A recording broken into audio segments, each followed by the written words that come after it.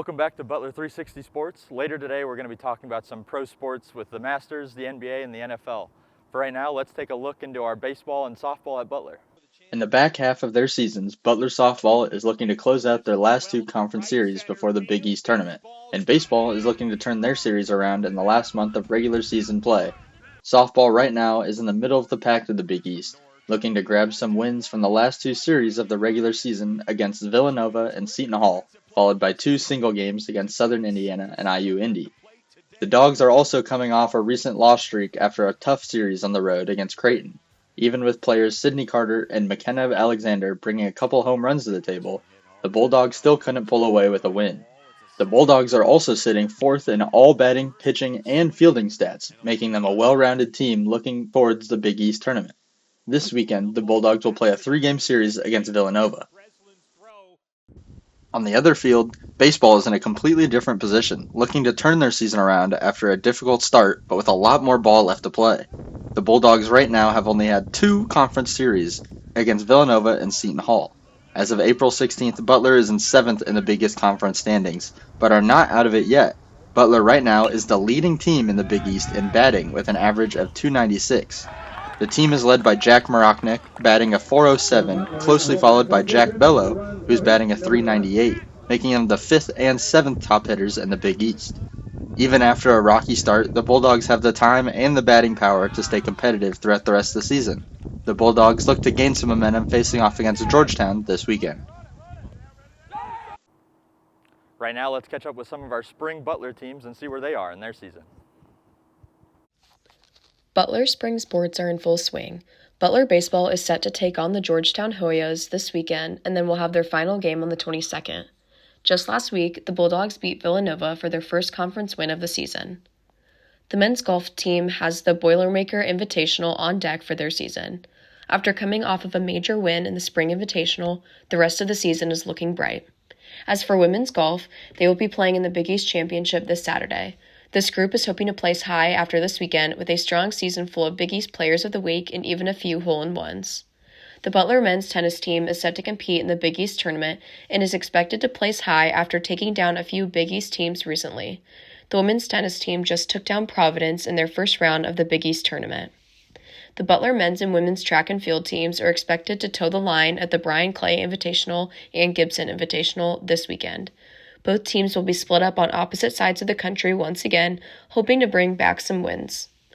Butler softball is hosting Villanova for a weekend tournament and came out with a win in the first game. The Butler women's lacrosse team just battled Central Michigan and fell short just 10-8. The team is now on their way to Denver for their final game of the season. Now let's go over to Jason Storms with some of our top sports performers in Butler this year. As basketball season has recently ended, Bulldog fans have tilted their gaze towards next year. Despite the up and down seasons for the men's and women's teams, both squads had their shining moments. The men's team season's highlight was taking home the Arizona Tip-Off Championship after winning the tournament. A last-second miracle defensive stand from Butler alongside 4 double-digit scores from the Bulldogs sealed a 71-69 victory against Northwestern en route to the championship game against Mississippi State. Butler would snatch victory from the other Bulldogs in dominant fashion, winning by 10. PB&J combined for 46 of Butler's points as the team shot a blistering 55% from 3. This win would be the sole ranked win for what was an up-and-down season for Butler. The women's side of basketball was highlighted by a WNIT victory versus UIC. At home in Hinkle, the Bulldogs came to play, as Lily Zeinstra, Sydney James, and Jocelyn Land would combine for 44 of Butler's 61 points as they edged out a 7-point victory against the Flames. Thank you, Jason. Now let's look at the future of the Butler basketball program and how the transfer portal is treating them. Since our previous show regarding Butler and the transfer portal, the Dogs have made some excellent strides in securing a talented roster ready to compete against the top of the Big East. Starting off, Jalen Jackson, as mentioned previously, signed to the Bulldogs just a few days after his official visit. The 6'2" guard from Fort Wayne will most certainly see a lot of minutes as a starter next to Finley Bizjack.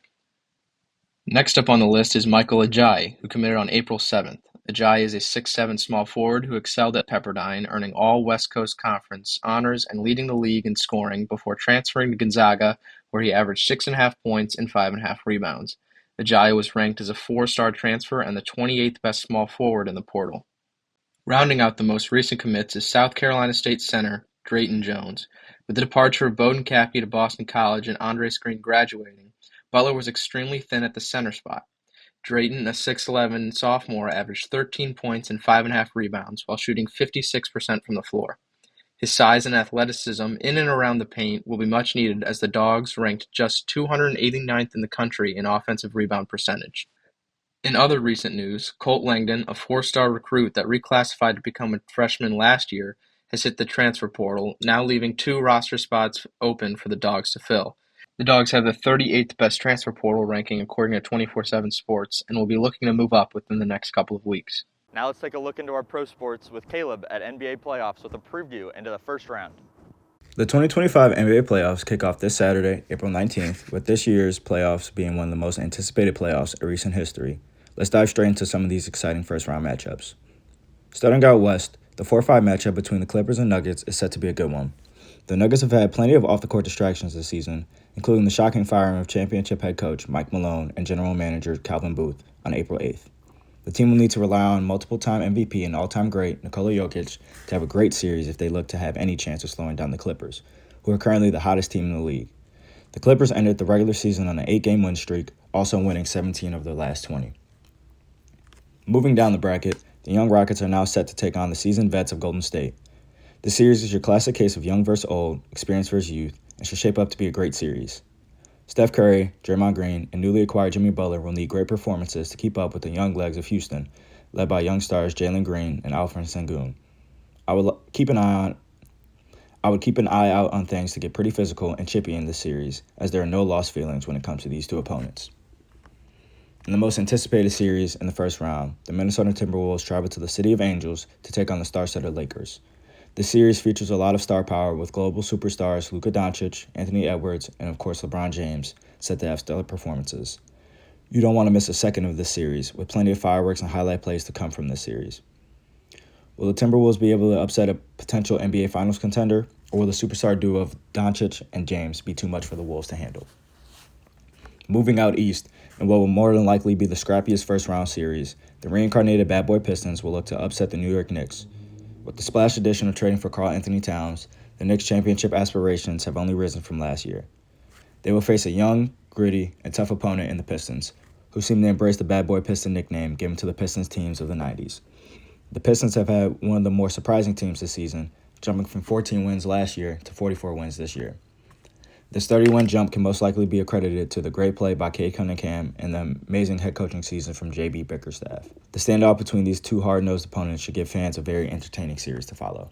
Heading to the Midwest, the Milwaukee Bucks will take on the Indianapolis Pacers in this Eastern Conference Central Division showdown.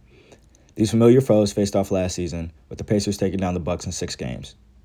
Giannis Antetokounmpo will look to avenge their first-round loss from last year, while awaiting the hopeful return of superstar Damian Lillard, who has missed the last month with blood clots.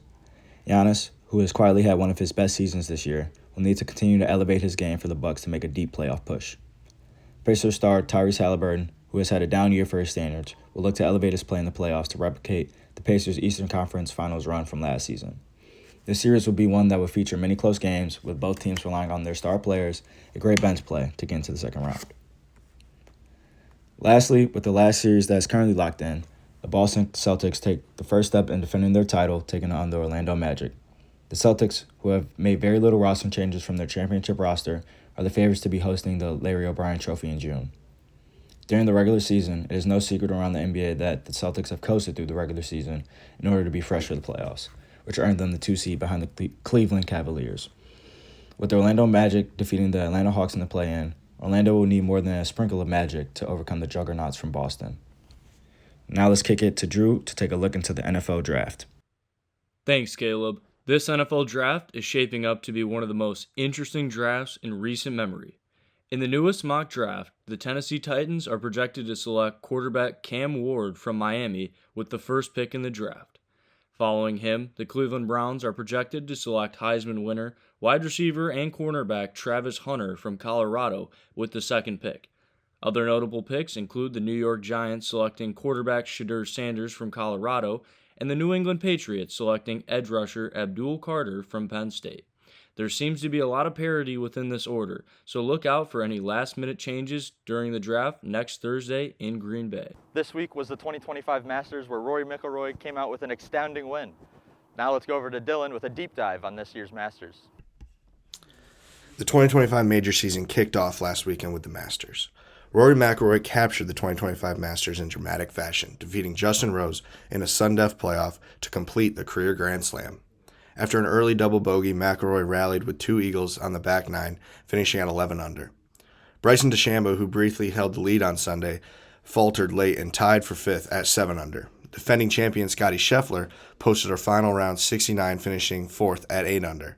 McIlroy's victory ends an 11-year major drought and places him among the elite golfers who have won all 4 majors.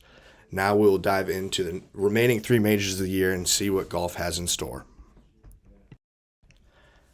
The next stop in the 2025 major season is Charlotte, North Carolina for the PGA Championship at Quail Hollow. This course is no stranger to big moments. It's long, demanding, and known for its brutal final stretch, the Green Mile. Holes 16, 17, and 18 have ended many dreams over the years. Xander Schauffele arrives as the defending PGA champ, finally capturing his first major in 2024 and silencing the doubters. His all-around consistency and cool demeanor under pressure make him a major threat again this year, with odds around plus 900.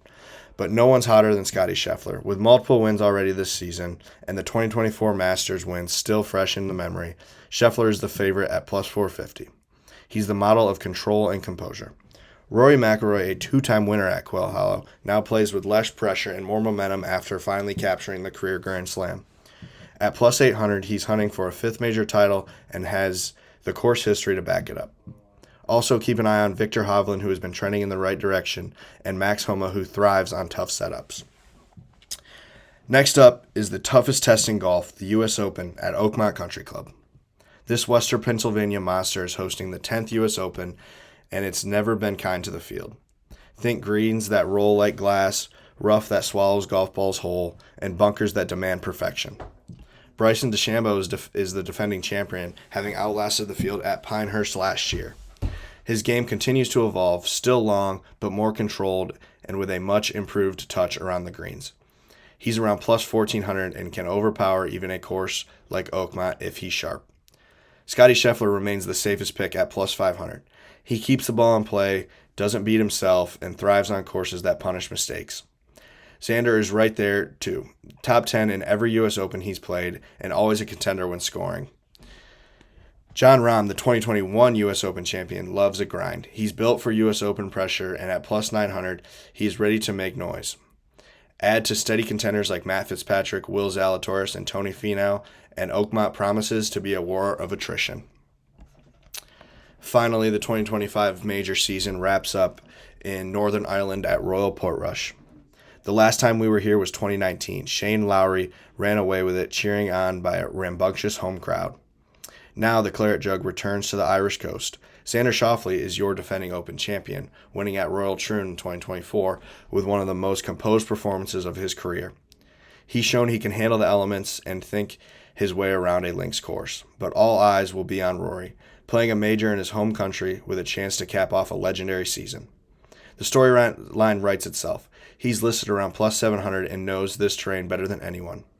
Scottie Scheffler's precision and short game give him a real shot here too, even if the links golf isn't his usual style. And there's Jordan Spieth, always dangerous at the Open. The players like Tommy Fleetwood, Lowry, and Ludwig Agberg ready to break through. Portrush rewards creativity and calm. With weather that can change by the hour, this Open will come down to who adapts and who embraces the chaos. 3 majors remaining, 3 iconic courses, and a field packed with legends, up-and-comers, and fan favorites. Rory's already made history, but is he done yet? Can Xander defend 2 titles? Will Scottie Scheffler dominate wire to wire? One thing's for sure, every swing from here on out matters. The race for the final 3 majors is on, and the chase of golf immortality continues. Thank you guys for watching. That concludes today's broadcast and Season 8 of The Bark. We'll catch you guys next season.